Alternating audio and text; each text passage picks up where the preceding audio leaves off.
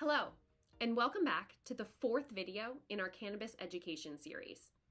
Today's video will discuss triggers, cravings, and ways to manage the urge to use cannabis. A trigger is a stimulus that elicits a reaction. In the context of substance use, a trigger is often used to mean something that brings a craving or urge to use a substance. A craving is then defined as a powerful desire for something.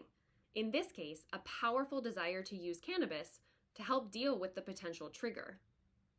When it comes to substance use, there are often many triggers that can cause an urge to use a substance. Some of these triggers are classified as internal triggers, or thoughts or feelings that are inside the body. For example, stress, anxiety, or feelings of sadness can trigger someone to want to use a substance like cannabis. Triggers that are external or occur in our surrounding environment can also cause someone to want to use a substance. Some examples of external triggers could be parties, certain friends, relationship with parents.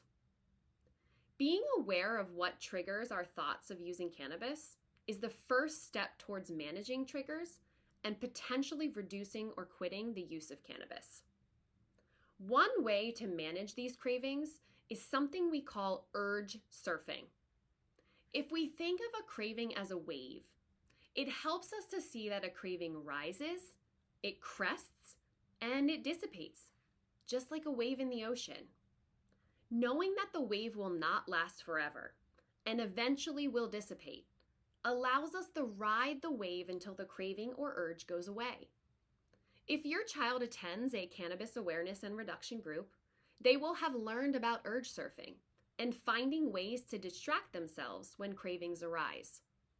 I encourage you to ask your child what supports they have in place or could put in place for when they feel an urge to use cannabis.